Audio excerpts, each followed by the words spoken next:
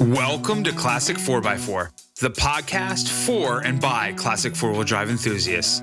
I'm your host, Chris Piccone, and you can follow the podcast on Instagram and Facebook at classic4x4_trucks. Also, make sure you subscribe to the show on your podcast listening platform and check out our website at classic4x4.com. And make sure to reach out to us if we can help you sell your classic, custom, and modified truck or 4x4.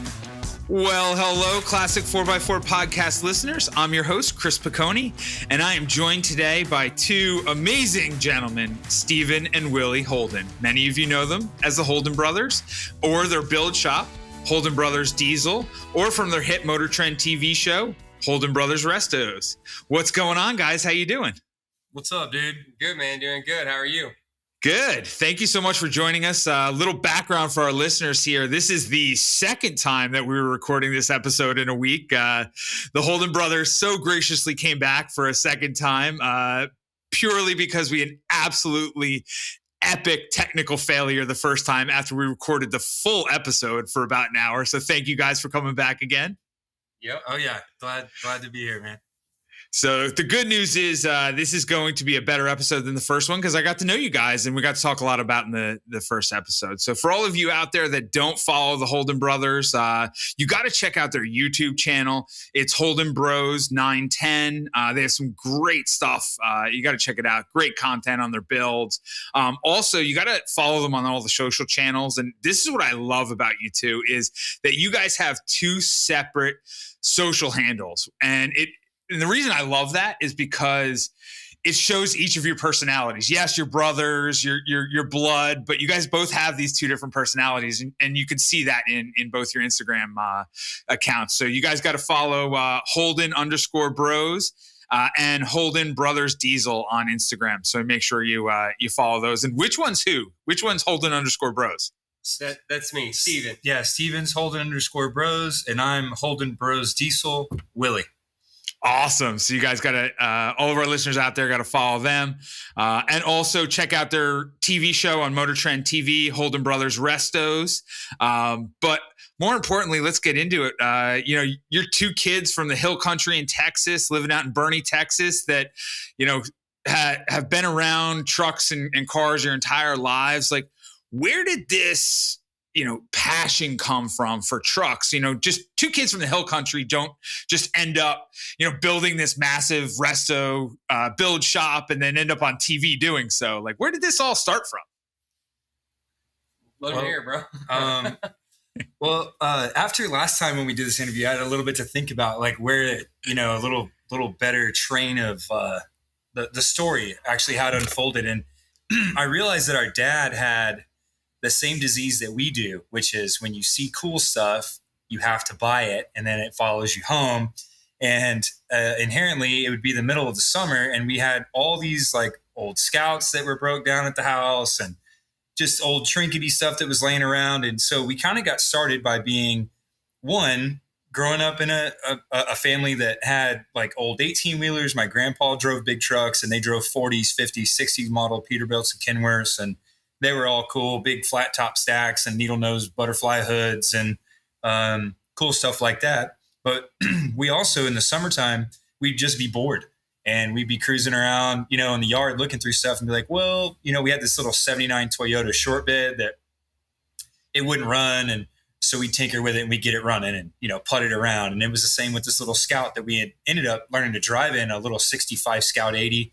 And I think that's really where it started, was being so bored and not really having any money, growing up, pretty impoverished in the middle of the country where there's no one to hang out with. So, well, yeah, and our parents are gone at work every day. And so me and Willie are like 7 and 11 just hanging out at the house. And it's like, hey, let's go see if we can start Daddy's Toyota pickup and go full-wheel drive around, Yeah. And before you know it, well, that's exactly what we were doing.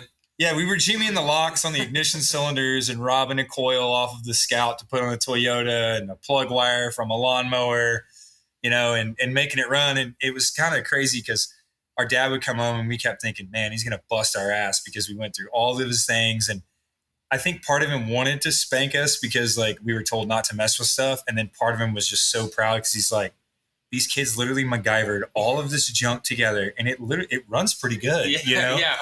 So I think it started there, you know, and a lot of Lego building and Hot Wheels cars, because, you know, we just grew up, we just didn't have much of anything, and we had each other, and we had a lot of free time and a lot of junk around us. And so I think the love and the passion for making stuff kind of just run and work, and the reward for bringing something back to life that really shouldn't have ran kind of started there. And I think that sprouted this whole giant thing now that has become so many different makes and models of cars that covers literally 100 years. You know, we've got stuff from 1920s to the 2020s in the parking lot at times. And I really think that's where that began, man. That's super cool. And there's a question that I ask everybody on the podcast, and it's one of I get a lot of listener feedback from this because people love that I ask this question, because it's always interesting to, you know, it tells a lot about a person about what their first vehicle was. So I want to throw it over to Steven real quick. Steven, what was your first vehicle like? You know, outside of the ones that you guys were jerry rigging, putting together in the yard that, you know, that your dad was pretty impressed with, right? You know, what was the first vehicle when you got your actual driver's license and you were legally allowed to drive, that you drove to school or, you know, took your friends out in?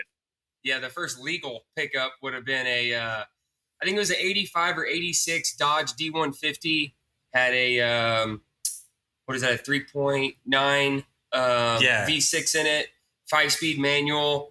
I think my dad bought it from a friend of his about an hour away for, I don't know, it was like $500, and it ran okay. It had a bad fuel pump, and I remember always fighting on every hill. I would start at the bottom at 60 and be doing 30 at the top, and it was just like, dude, this thing's such a pile. Did it have a straight panel on it? No, it didn't. It was beat up, but I put dark tint on it, and I had 2 10-inch subs hooked to a tape deck. And so I would bump my dad's old tapes from when he was a kid. And dude, interesting fact. We sold that truck to the production company, and that's on the TV show. The Root Beer D150 that we put a Cummins in was Steven's first truck. Yeah. That is no lie. That thing passed around like 10 people in the course of 20 years. Our aunt drove it for a while. Our papa drove it for a while. Mm-hmm. My dad drove it. Then we got it back. It's been in our family we had it for 20-something years probably, and then finally sold it to MotorTrend, or they bought it or whatever and built it for the TV show, put a Cummins in it, made it look way better than it ever did. Yeah, we didn't want to see it leave. No, exactly. When it was done. That's awesome. How about you, Willie? What was the first vehicle, I should say, you legally drove? Okay, so I have a lot of illegal vehicles that I drove before, maybe for a different podcast. But my first legal vehicle, my dad bought do you remember how cherry that Pinto wagon was? It was a Posse with a 4-speed. Yeah, it was a 4-speed on the floor Pinto wagon that he bought from the original owner. It had like 9,000 miles on it. She only went to get groceries in it. So my dad brought it home. I know I'm getting sidetracked a little bit. This is actually hilarious. We get in this thing. It is immaculate. I'm talking like concourse quality car. My dad goes, I'm pretty sure it's got like a Dana 60 in the back. And we're like, there's no way. He's like, it lays 2 stripes. It's got to have a Posse. I think it's a wagon. It must be. I don't know what it was. Maybe it was an 8.8. Who knows? So we loaded up in it. This is 5 minutes after he brought it home. Went down the road, dropped the clutch through 3 gears, and drifted this thing through multiple cul-de-sacs, and like almost totaled this thing. Like ass in, slid off the cul-de-sac, like onto the ditch and everything, down the ditch. Anyway, it was hilarious. So we kind of fell in love with the car, and we were sad to see it go. But he ran into another buddy who had an 86 F350 6.9 diesel 4-speed truck that used to haul only Christmas trees to the nursery that was over here in town. And it was sitting in a field full of like mice nests, and the wiring was chewed up. Red hornets, lots of hornets. And he told the dude, the guy actually said, I'll trade you straight across for that wagon. And so we went over there and put a hot wire to the injection pump and got it primed up and running. He brought it home, man. And that was my first truck. So I drove that through high school and for a couple years after. 86 F350. Good truck. I miss it now. Yeah. I didn't then, but I wish I had it back now because pretty cool. So at what point did you 12-valve swap the Pinto wagon is the real question. Yeah, exactly. That would have been so sick. Lay frame with a 12-valve in that thing. Dude, I'd have been down. If we had it these days, we probably would 12-valve swap. We would. It was so clean. It had like sport back buckets, dude. Yeah. It was so cool. it was such a cool car. We thought it sucked at the time. Like I was embarrassed to drive that to school. He's like, just drive this.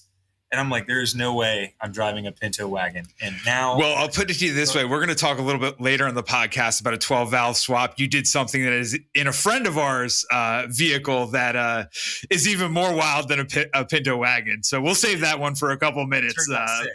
Because that is a wild, wild story. But before we get into that, let's talk about like, you guys founded the shop, Holden Brothers Diesel. You're not doing as much diesel work as you were when you originally started the shop because obviously the EPA has changed that variable pretty drastically. But you're building some really, really cool other stuff, Dodges and Internationals right now. And we'll talk a little bit about that in a minute. But I know this story because obviously this is the second time we recorded this episode, but it's like, it's heartwarming. Like I wanted to laugh, cry, like every emotion there was, came out of me when you guys told this story on how you guys really, created Holden Brothers Diesel and where it started from. And you started it in the face of adversity. Right. Right after some pretty bad breakups, some layoffs, and it is the most interesting, like, I don't want to call it a rags to riches story, but, because it wasn't rags at the time. It was just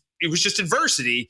But you guys built and the best way to explain it is the phoenix rose from the ashes. Right? So it's very nice. Let's talk about that real quick. I mean, so I think, Steven, you should start with what your life scenario and situation was at that exact time and what you guys needed to do to survive that ended up building Holden Brothers Diesel. Yeah, so it was, I want to say 2010-ish. I was 18. Yeah, so I think that's 2010. Willie was 22, and he had gotten laid off before me he was working, we started off building fences and decks and homes and stuff years ago. I would help Willie and my dad in the summers. That fell to pieces when the market fell out in 07, 08, somewhere right there. 08, 09. So I went to doing commercial, what they call ICF construction, big concrete buildings all over Texas. Willie went to working on muscle cars and hot rods and street rods. Fast forward a few years later, he calls me and says, "Hey, I'm getting laid off." And I'm like, right on.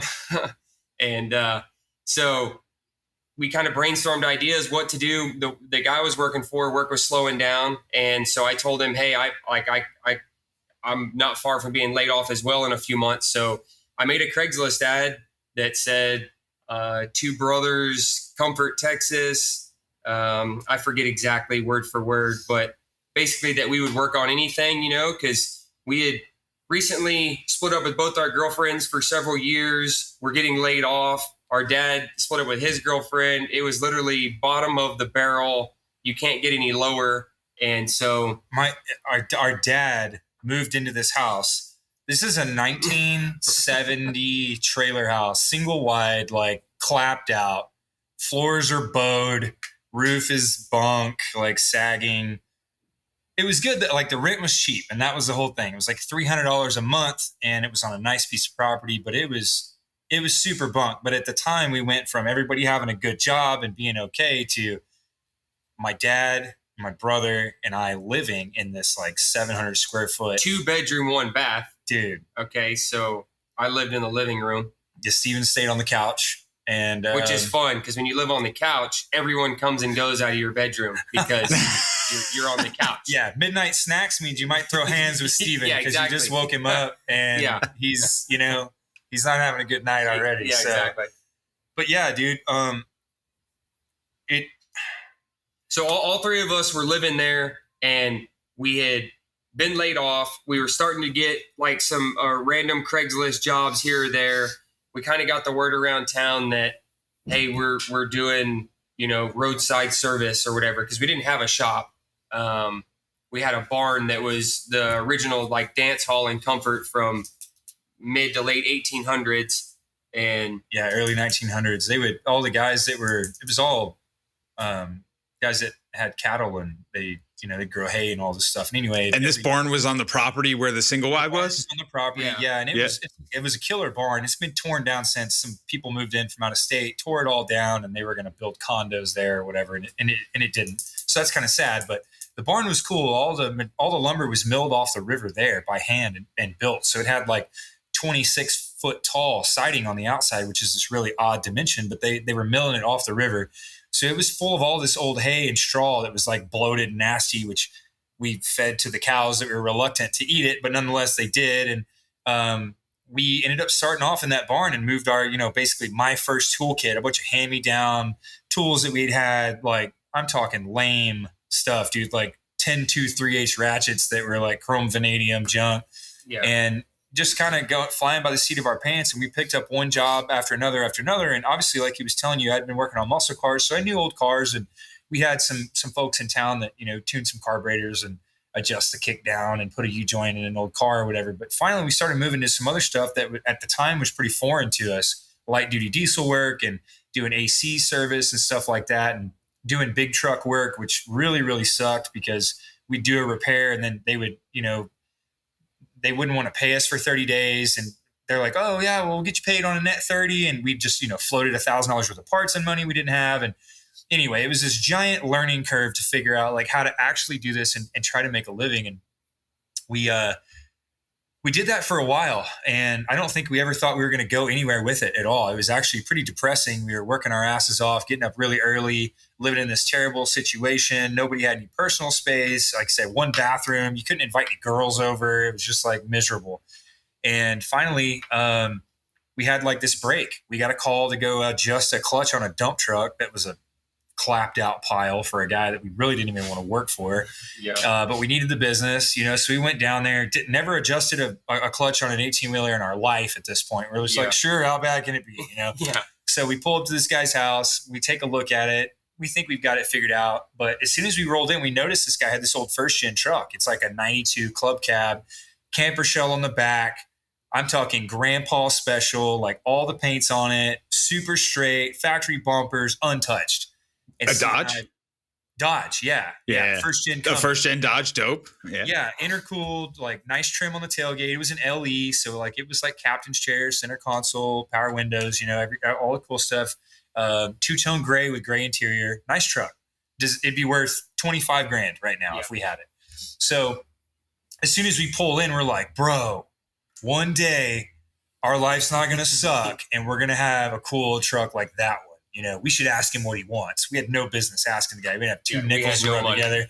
So anyway, we go in there, fix the guy's clutch. He's super excited because he couldn't get anybody to make it work. And we're like, hey, don't have any money, but I'm going to ask you anyway, what do you want for this old Dodge? Well, I don't know. I was thinking a couple grand or whatever, but what do you guys think? And we're like, I forget what we told him. I don't know. All I've got is like, well, it had transmission issue. He thought the transmission was burned up. That's what it was. And so he lowballed it. And he's like, how about like, whatever the number was. It's like $1,500 and we got it for $1,000 or. I think we paid $800 for it, man. Something like that. Yeah. Somewhere in there, we came up with this number of money that didn't. It could have been $10, and we couldn't have made it happen. And so we told him, I would like to buy that truck, and he said, I think the transmission's burned up. And we looked underneath it, and there was residue on the shift shaft seal, which every torque flight in the world, they leak out of it when they sit. The converter bleeds down. They leak out of the shift shaft seal, and then none of them go into gear. And so we're like, maybe, just maybe on the way home, we're like, maybe we can put fluid in it and it'll drive because we know it'll run. So anyway, we told him we'd come back and check it out. And we left there. And while we were gone, actually this is like some kind of, I don't know what. Stars aligning. Exactly. The universe made this happen. A guy called and said he was looking for a first gen. Hey, I'm looking for a first gen Cummins truck. Again, I can't remember the exact details of how that came about because it seems almost too good to be true the way the story laid out. But he says, I'm really looking for one. I go, that's funny you asked because I have one for sale. Pretty clean club cab, automatic, blah, blah, blah. And we're working on the transmission right now, but I think we can get it to work probably. And if we do, we're going to want, $4,500 for it or whatever, because it was really clean. And he's like, oh yeah, well, if you can make that work, I'll take it, basically is summing it up. So we go back over there, make a deal with the guy, take some transmission fluid on our account we had at Napa. I think we had like a $500 limit, put transmission fluid in it, jumpstart the thing. And I'll be damned, it didn't go right into gear and drive to the house. Yeah. Everything but the air conditioner worked, including the cruise control, man. And so we were just awesome. like high-fiving and freaking out. You know, we had done this whole deal. Then we get it to the house. We call the guy who wanted to buy it. He comes by, gives us the money. We take the money back to that guy, pay him the $800 or $1,000 or whatever it was. And we had made enough money now that we had a little rat hole. And while that customer was there, he said, well, he went and drove it. I don't really like the automatic. Y'all want to put a 5-speed in it? And we're like, sure. Well, what's that going to cost? Well, probably about $4,500. So that guy peeled off $9,000 in one day. We secured the money for the truck, made a couple grand, and then secured a transmission swap that we had never done, and had some work, you know? And that's really where this story really started to get some traction for us to get a shop. Very short amount of time later, we're traveling on the way to Kerrville to go get parts for something. And we saw that a shop was vacant in town. A guy was closing down a shop. Happened to be the same guy we bought the truck from, his son. His son, yep. And so we stopped in and talked to him about it. And he told us, yeah, we're fixing to leave, you know, blah, blah, blah. And I asked him for the landlady's number, and we called her. And again, this is against my will, because I told Steven there's no possible way we're ever going to be able to afford a shop. We could barely pay our bills. We barely just made this lick on this truck. We should buckle down and save our money, and, you know, one day. And Steven's like, okay, I don't want to live here anymore with you. Like, I love you, but I need to get out of this place. Okay. We need to get out of this place. This sucks. I will do anything. I will sleep in the ditch. I will work all night. I will work 7 days a week. I will do anything. Please stop in and talk to this lady. So I did. And she said, it's like $1,500 a month. Yeah. And I'm just like, let's go. We're done. Like, it's never going to happen, you know? And Steven's like, again, we're going to, you know, just trust me. It's going to be all right. And so I asked her if she would make us a deal, and, you know, I didn't have the first month's deposit and the rent. Could you work with us a little bit and, you know, let us get in there at $1,000 a month and do 6 months like that so we can get our feet under us? And she obliged. She understood our story, was a really cool lady. Yeah, we shot the shit with her for about 2 hours in front of that shop, and at the end of it, she was like, man, I like you boys. I'm going to give y'all a shot. Yeah, and we're like, no way. Yeah, like, we left there. Sweet talk this old lady. Dude, we were almost in tears. We were high-fiving. I just couldn't believe it. All these things were falling into place, and it was just unreal because we'd had so many things fall apart in such a short amount of time. And it was taking forever, and it was the middle of the summer, and we'd had our ass kicked, and we weren't getting paid. And so we're just, you know, we're peaking out, man, trying to just ride the wave. And so we move in there, and I'm telling you, man, with like the lamest tool set you've ever seen. We had acquired a few tools, but they sucked. Well, I'll never forget that we didn't even have, I think we had a rolling cart of some sort, something that with wheels. It wasn't big. And I remember like opening the bay doors up. It's like our first day. We didn't have a sign, so we used the old marquee sign and put like Holden Bros now open. And it was like 3 days. We'd open the shop door and just sit there, and no one showed up. And I was like, I told you, dude. I told you. We have 30 days, but we're already 3 in, and we've literally lost money. And our oldest brother was always we have one more brother, by the way. His name's Robbie. He was always has been, always will be one of our biggest supporters, everything. And I remember he bought us our first sign, and it was like $400 or $500 that said Holden Bros. And as soon as we put it up, we felt like, you know, we had done it. Dude. And you had made it. It wasn't getting better than that when that Holden Bros Diesel sign went up in that 2-bay garage, right? Yeah, we got a little bit of legitness going. And I think it you know, that curb appeal really helped, because I'll tell you what, man, it was 6 months, and that parking lot could have probably comfortably held 8 vehicles. We would have 25. Yep. I mean, we were gridlocked. We would get customers to show up, help us push 4 trucks out into the highway. Yeah, like in their slacks and penny loafers, they're pushing a mega cab dually back out of the way. And then they would help us push their car in, and and then the rest of the cars that were in the middle of the freeway, and like the town was small enough, people would stop and they'd wave, "Oh yeah, no problem."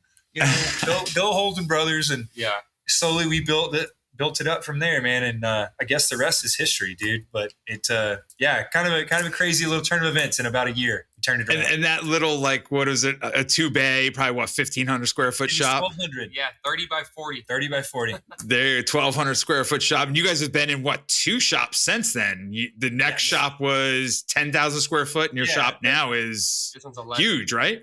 Yeah, we moved. Yeah, the shop we ended up in the next time, which again I told Steven, there's no way we're gonna go completely broke, and we didn't. We kept going. That one was about 10,250 or 10,500, and the one we're in now, there's about 11,000 undercover, and about 8,000 of it is heated and AC, climate control. Like it's legit. It's a nice shop.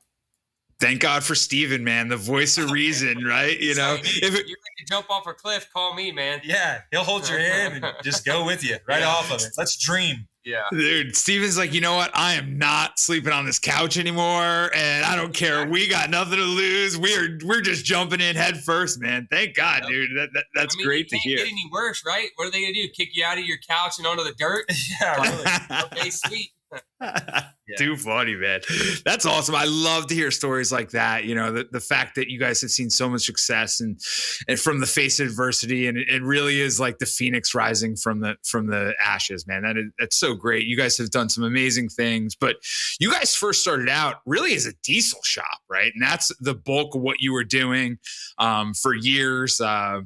And then obviously the EPA has changed that landscape, and you've kind of really reinvented yourself, and you're building some really cool stuff for yourselves and for clients. Like, let's talk about a couple of those hallmark builds, and I'll throw it back to Steven real quick. Steven, like, what's your favorite build that you guys have done in the shop, whether it's for a client, for yourselves? Not talking about the one that we're about to talk about at the end of this conversation, which is a wild 12-valve swap. Well, I mean, I'm personal to my own builds, to be quite honest, because, well, I get to do it my way. And so the coolest, I mean, I got 2 really cool builds. The coolest one so far that I can drive is we built a 57 International S160 that was a U.S. Navy truck originally, and then turned into a Texas A&M Forestry Service fire truck. And it's a full-wheel drive S160, which are not real common. I got it. Motor was burnt up and didn't want a fire truck, just wanted the full-wheel drive kind of 1.5-ton truck. And so with the help of Eric Tesmer, we went through the axles, the transfer case, resealed everything, and then I put a 12-valve Cummins and an NV 4500 5-speed in it.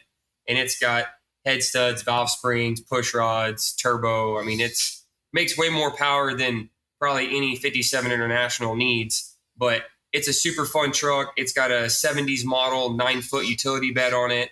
And it just kind of, I still got the bugs to work out of it, but I want to ultimately have just a truck that we can drive anywhere and fix anything, kind of with the service bed and full-wheel drive. So it's at the top of my list, but we're also getting close to, I got a 54 Bel Air that is. That's awesome. You dropping it on the ground? Yeah, it's on air ride lace frame, and it's got 1,000 horse Duramax that's going in it. That's wild. Whoa, so let's go back. You have four corners. It ought to be just it's like a mixture of wide body Bel Air meets a vintage stock car kind of, but with 1,000 horse diesel under the hood, all crammed into one. And bagged, and you can let the bags out and let it sit on the frame. Yeah, it literally lays on the frame. Yeah, it's legit. It's cool. So that's completely wild. Yeah. So how about you, Willie? Like, what's your favorite build that's come to the shop, whether it's a customer build, something you're driving, whatever it is? We built a lot of really cool stuff. We had a Suburban that just left. That was pretty legit. Mid-80s. What gen? I guess that would be I don't know, 88? Second or third gen, I guess. You know, I'm not real familiar with the generations of Suburban, but it was mid-80s, so square body Chevy. 3/4 ton, barn door. Again, it got a P-pump, 12-valve put in it, and a 47RE standalone controller, which I really like. I like to do custom tuning, so I like the older stuff, but a lot of the late model stuff, like I'm really a big fan of like 4th generation Dodge Cummins stuff, especially like 13 to 18. I think it's the best truck Dodge ever built as far as brakes and handling and steering, suspension, the electronics. They have their quirks and stuff, but we build really good automatics for them, and the stuff we don't build ourselves, we have really good guys. And they just, so the late model stuff I really like. I like a good running late model 6.7 Ford or an L5P Duramax or all that stuff in between. So there's a lot of those, but the smaller number stuff that we really get to build and to put our own little twist on, I think I enjoy the absolute most. But it's hard for me to really nail that down, man. I end up loving every one of them. Whenever we get a customer who comes in and says, hey, do what you would do. Matt's Ranch Chain's one. And that is a very dangerous comment, because next thing you know, it's on bags and has a Duramax in it, all right? Yeah, no, that's very true. But I think Matt's car, so we do a lot of stuff with Matt on Demolition Ranch. I actually went to high school with that guy. He grew up in Bernie. He's got a huge YouTube channel. There's a bunch of gun content and stuff like that, but we do lots of stuff with him. Like, we built the compound turbo 12 valve that's in his CUDA. We just finished up a 6.7 Cummins that we're putting in place of the 12 valve. We do a lot of stuff with SNS Motorsports and stuff like that. Randy's Transmission, a lot of cool guys we've made really good friends with. So Matt's CUDA is pretty cool. It's on like 38s. It's a 71 CUDA with a 850 horse 12 valve with compounds in it, and a built 48 with a manual valve body. But we also have a car out here, which is a 65 Mustang of his that is like a Mustero, that is like a Ranchero Mustang hybrid, that we are currently in the middle of building a 6275 compound setup with interstage intercooling from Bell Intercooler. The thing's 700 horsepower. It's got a full tilt 5R110 trans in it. It turns 5,000 RPM, 60 pounds of boost. It's got a locked 8.8 out of an Explorer in it with 307 gears. It's like 180 mile an hour wheel speed burnout car. But dude, it is the 700 horse 6.0 Power Stroke, which everyone hates a 6.0 Power Stroke. It is. So we stuffed it in a 66 Mustang. It is violent. Mustang. It is violent. Yes. It is the most violent little shit box that you've ever seen, and I love it for all of the reasons that you typically don't love something. I love rowdy, wild, violent builds like that. But the real question is, solid. It is welded. The motor mounts are straight up bolted. They're fixed to the frame. We have plated it. It's got, a 1-ton drive shaft with like 1410, 1450 U-joints in it. Yeah, its sole purpose is to boil the back tires off. That's literally it. So all the crazy stuff, I think we like the most. If it's more Mad Max, it's really fun. But it's also really rewarding to make a turnkey daily driver out of something that was really far gone, and it's hard to say, man. I feel like the last one, that every time the last one that leaves is the one that we just one-upped it. I love it. I love it the next best. We also, that twin turbo 6-wheel drive Power Wagon we put that's Cummins that we did compounds on. I don't know, man. Go check out Instagram, guys. You'll know what I'm talking about. It's hard to pick. There's a lot of cool stuff, and that is awesome, man. That's wild. So the real question we have for you is one thing that's happened since when we recorded the first episode and then this episode was you guys picked up a new toy, which is a awesome dyno, which you guys picked up on Monday. Have you put it together, and have you thrown anything on it? We have scrambled as hard as we can. We've called every favor from every human being, every electrician. Okay, short answer, it's not ready yet. Yeah, we're probably 2 weeks out. Yeah, but it's going to be wired like this weekend. Next Thursday. Yeah. Otherwise, we'd be making pull. If it was wired today, we'd be making pulls at 2 a.m. The cops would be over here like, what the hell is over here redlining all night? Put the cop car on it. Very soon, and we're going to dyno it all. We're going to, if it's a bicycle and me and Steven can challenge each other, I promise you it will be, who's got the lowest horsepower? Who's got the highest horsepower? Well, we were actually talking, Eric Tesmer, he commented on the Instagram post where we posted it, and he's like, well, I guess we're going to find the true answer on how gutless my piles of shit are now that we got the dyno. We'll find what 40 Model Internationals put down to the tire. Yeah. Soon. Very, very soon. That is awesome, man. That is too funny. So let's talk about the TV show real quick, which is a wild story. You guys just, you have your first season out there. For all of our listeners out there, you got to check it out on MotorTrend TV. It's Holden Brothers Restos, which again, another like amazing pinnacle moment in your lives where, 10 years ago, you guys were, trying to put two nickels together. And now like you sit back and you watch yourselves on TV, which is completely mind blowing. But like, how did that come to fruition? And what's even more amazing with that show is the fact that you guys, the whole premise of the show is budget builds, and you have $25,000 budget to build these trucks and or vehicles in general.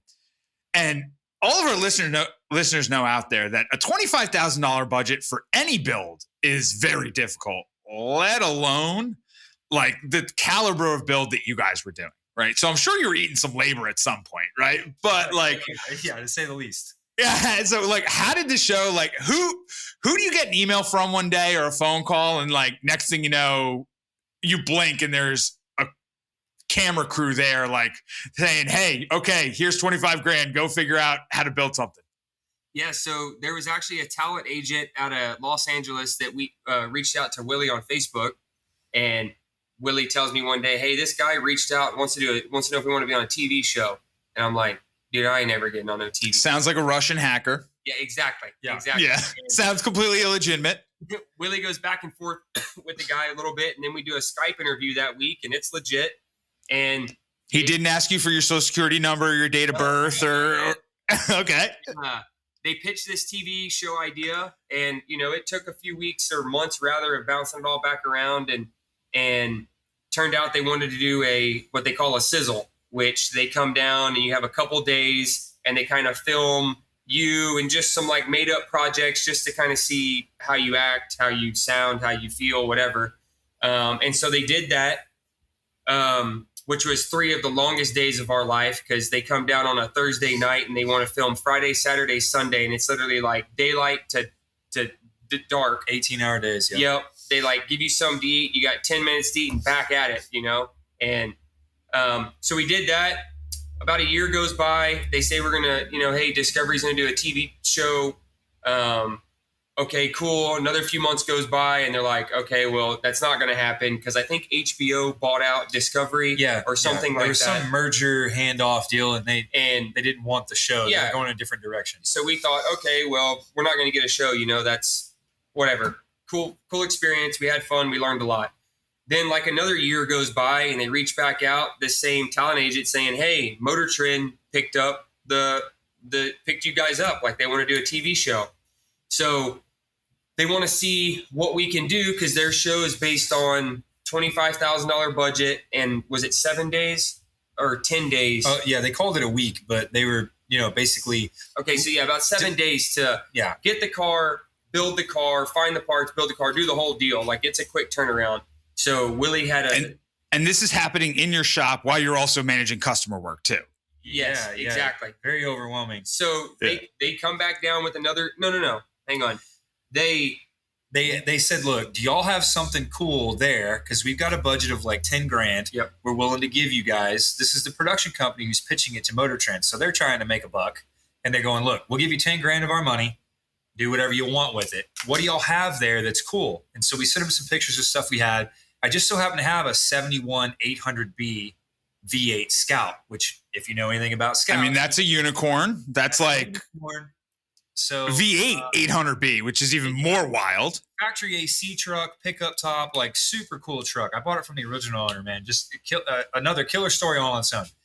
And so they said, we like that. And this is a basket case. I mean, like the tub is on the ground, the fenders are on a pallet, the engine is disassembled. The guy started a restoration and stopped right at the worst Exactly. part. Every nut and bolt on it, and I mean every nut and bolt, literally was off and bagged in a Ziploc bag that were like half deteriorated, but they were all there. And they're like, we want that one. And we're like, of course you do. Great. The hardest one that needs everything. Okay, well, cool. Let's do it. So bought a pair of like 44 axles that got a good deal on. They had like lockers in them and chromoly shafts and a high pinion front axle, actually. So we took a late 70s Ford high pinion 44, swapped it into the front, 250 wall tubes, welded the knuckles on, 3-link the front, coilovers, painted this thing. Hardest work we ever did in our life. The paint job took 3 hour days. We were eating like Taco Bell for breakfast, lunch, and dinner. It was miserable. But on the final day, about 3 days in, we'd finished all the body work with a friend of ours up in Fredericksburg. and shot the paint. It was 29 degrees. It's 3:00 in the morning. Yeah, in a barn, not in a paint booth. Yeah. Like, this is budget. Sounds like the perfect environment for a 4-stage immaculate PPG paint job. Like, excellent. Super comfortable. Concourse. Came out concourse, definitely. Yeah. No, that's perfect, man. Yeah, this is great. Well fed, well paid. Yeah. And we got the thing together and like hung the lights on it with like double-sided tape and like little wing nuts and just everything where it was good enough to take pictures of. Flex this thing out with the forklift because it had like 5 inches of wheel travel under the one tire. Filmed it with a buddy of ours, sent all the footage over. We're exhausted. And we're like, I don't care if they never call. Yeah. Like, I don't ever want to do that again, because we were so tired. A couple days later, they're like, boom, got it. Y'all nailed it. They want it. They love you. We're doing it. And, dude, it was within a year after that. We were in the middle of building our shop, which we literally put everything we had up. Again, this is us 3 brothers, Robbie, Steven, and I. Everything we possibly had, every dollar in every bank account, the toaster. Every asset had been sold. The kitchen sink, the freaking whatever you could pawn, like whatever we could leverage to the bank. Everybody's house, property, trucks, titles, everything we had to leverage to buy the property to build the shop. And so they said, okay, well, we want to come out and film. And we're like, we should be done with the shop by then. Well, we weren't. They wanted to come film in like June and then July. Yeah. And then they sent the head producer down here and he came in the shop and there was like no lights, no plumbing. It was literally a metal building on concrete. And we were like, you're going to send 9 of y'all guys down here and we're going to like literally pee in the woods because we have nothing. Yeah. And so and they're like, okay, we're down. We'll piss in the woods. Like, we don't care. We'll shoot around it, but we have to do this because we have time. So we moved shops October 23rd, and on October 25th, 9 MotorTrend workers came in here with a film crew and the whole deal. And literally our first working day in the shop, we also had the 9 people filming a TV show. Yes. The first day in the shop.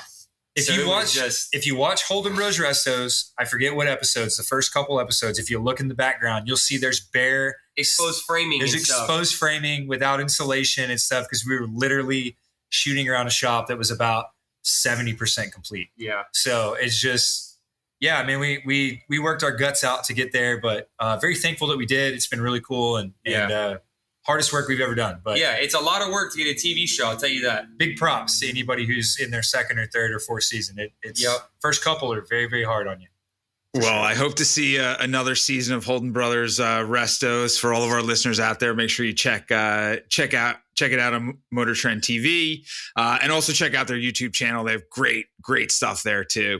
But let's move on to what we've been alluding to for a little bit, which is I get a message one day in my I think it was a text message from our common friend Eric Tessimer, and he's like, dude, you gotta interview these 2 guys. They're wild. They do like this crazy stuff. They have this TV show. They're super interesting. And if Eric Tessimer, who in my opinion is one of the most interesting people in the world, is saying that you guys are super interesting, I'm like, I gotta get these guys. He's like, don't worry, I'll connect you. We're boys. Like, I'll put it all together. It's cool. And I'm like, all right, cool. I'm trusting you. I'm going with this, right? And I'm like, so how do you know these dudes? And he's like, oh, they got this TV show. They're like local Texas guys. And he's like, oh yeah, by the way, I'm about to go out on tour, and dude, my tour van, the Dodge Ram van, is it's toasted. It's on the end. Like these guys are gonna help me do a 12-valve swap in it.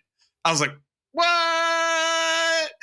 So outside of the fact that Eric Tessimer, who all of our listeners out there, he's been on the Classic 4x4 podcast. He was actually on our first season, so I'm so thankful. He's one of the reasons that the Classic 4x4 podcast is in its 4th season.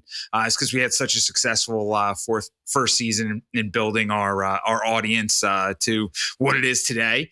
But Eric Tessimer, many of you know him as Bare Knuckle Binder. He does a lot of the mid and heavyweight, early International Harvester stuff. But what a lot of people don't know him as, or a lot of other people know him as, is what he really is, which is one of the most talented musicians out there, and the lead for the Eric Tessimer band. Would you agree? Like, yes, it's cool, his trucks, he's into his trucks, but he is a sickly talented musician. He's amazing. The guy's an unbelievable guitar player. Yeah. And that was one of the reasons why we connected. I've played guitar since I was 8 years old, And I'm a huge Stevie Ray Vaughan guy. Like that is if I had to pick somebody who I think is the best guitar player ever, it's easy. Stevie Ray Vaughan. And that guy is right in that vein, not to diminish anything that he does, because the guy can play Jimi Hendrix like it's Jimi Hendrix right in front of you and then some. Absolutely unbelievable guitar. Plays a 59 Strat. The dude is a straight boss hog when it comes to. He played our Christmas party, ripped everybody's face off in this place. Incredible. And he loves internationals and all things cool and old. We have meshed very, very well. Yeah. Great friend. Cut from the same cloth.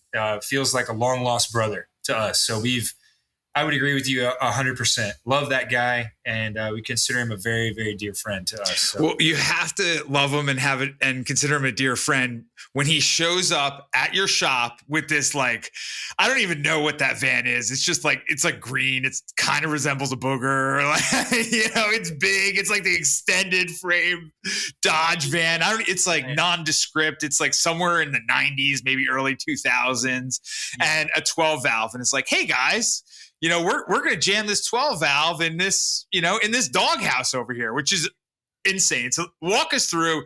Eric shows up with the van, and by the way, is about to go on tour with his entire band in 5-7 days from when he showed up? Yeah. So it started with him. He said, hey, he's been wanting to do this. And me and Willie are like, okay, like we've done enough 12 valve swaps. We're like, yeah, you want to do this, but maybe we just won't get to it. We're busy. You're busy. We were secretly hoping that. Yeah. When we looked under the hood. It's a challenge. Dude. So he finds this first gen in Austin, 5-speed Cummins truck for the motor. And he drives it over here and he's like, hey man, so what do you think? And me and Willie pop the cap and it's got some blow by and it sounds like it's tires. Some piston slap. And so we're like, all right, well, I mean, it's a running Cummins motor. Like we're on a start. So we spend the day, yank the motor out. And for some reason we were like, hey, let's pull the head so we can just take a look at this thing. Should have never done it. Oh yeah, dude. No kidding. You tell me. Long story short, it needed a crank. It needed rods. It needed pistons. The block had to go get a sleeve because it had ruined one of the cylinder walls beyond boring. It had to be machined out and sleeved. The cylinder head had like 85 cracks in it. So the cylinder head got completely. He has the newest, freshest 12-valve Cummins motor you can get. Yeah. And so we rebuilt the motor. It went to a 48 or a 47 RH automatic out of like a second generation Dodge Cummins. And so we spend like a month or 2 or 3 getting the motor and where we think the swap's going to go smooth. We got engine and trans, it's fresh. So we tell him to bring the van down. He brings the van down. We stay late one day, jerk the motor and trans out. We're like, okay, this ain't looking too bad. Then we find out the following week that he's like, hey, I'm leaving Friday, taking the band and the trailer. I'm doing like an Austin, Houston, Dallas run, which is like 1,500 miles to drive across Texas. I just need it by Friday. Yeah. This is Monday. And we're like, right. Yeah. Right. So he's going to be driving my truck because this thing's not going to be done. Yeah, exactly. And believe it or not, in a week's time, we were able to cram a 12-valve automatic into the van. Doghouse didn't have to get modified too much. A bunch of crazy stuff happened, like all the transmission linkage hooked up fine. The power steering lines hooked up to a Cummins power steering pump. Like there was some stars that aligned as far as making it work. Every star aligned because it had every gauge. The speedo worked. Yeah.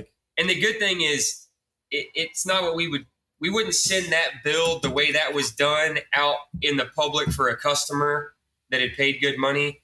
But because of the time frame and Eric Tesmer's driven 40 model internationals across the country, we totally had this figured out, Yeah, we used a few more zip ties and P-clamps than your average build, all right? Because we had to go by Friday, but they're still on there. Yes. They haven't been touched. And so he picked it up. The first test drive was Friday at, I would say, 11:30 noonish. So actually, before we even get that far, at what point? So I envision Eric showing up on Friday and being like, okay, guys, the van's ready. Oh, by the way, I have a Coleman or a Napco transfer case, a brand new, I found a Data 60 front axle and a drive shaft. You think we can 4x4 convert this real quick before I head out on the road? For the other shoe to drop. Trust me. We were like, Yeah, I'm going to a concert at the top of the mountain. Yeah. So he rolls in on Friday and is like, all right, guys, me and the band, we're here. Yeah, so he jumps in and he goes on the first test drive with us. And we had a few issues with toggle switches for lockup and overdrive on the trans, which we kind of remedied. And so he took that van Friday, literally we had 1.5 miles of drive time. Didn't get to check the transmission fluid, didn't find out it had a fuel leak, didn't get to check the power steering fluid, didn't check air pressure in the tires. It literally left. And we were like, we wish you the best. Well, we don't hear from him for 2 days. And we're like, Eric died. Okay, yeah. He's done. When am I going to his funeral? Like, oh my God. Found him yet. Fireball. Yeah. Took a rod through the crotch and he burned up in the bar ditch. We have no idea. It made the entire trip perfectly flawless. 20 miles to the gallon. A few weeks later, he's making lots of trips up to Wisconsin to see his dad and getting international parts. And he came down here. It was 35 or 36 days after it had left. He had put 10,000 miles on it in 33 days. It hadn't leaked a drop of oil. And I think he had gotten a best of almost 22 miles to the gallon in it. And he was like, dude, this is the greatest thing I've ever done in my entire life. And he didn't touch anything. He hasn't done anything except just drive it. Dude, that is awesome, man. That is a great story. We were so proud. We're like, dude. When you see it round the corner and you hear the engine and the exhaust note, you're just like, bro. It sounds burly. Yeah. It's got a tag on the back that says Boss Hoss. Boss Hoss. It's like, it's the most fitting name ever because when it rolls in, you're like, I don't know who that dude is, but that van is bad. Yeah.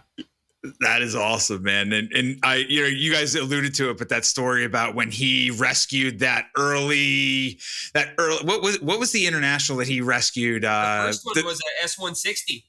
Yeah. The one with the Coleman conversion, right? Yeah. No, yep, and that was in like some random like junkyard up in like Northern California. Yep. He went up there, got it all together, all by himself in like a junkyard, and then he drove that thing all the way back to Austin, Texas. Yeah. The first one was actually a factory 4-wheel drive. The green one, which is Claudette.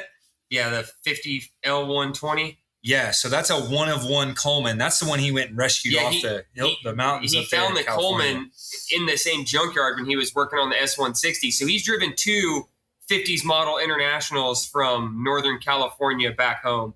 That's a long drive. He's a brave soul, man.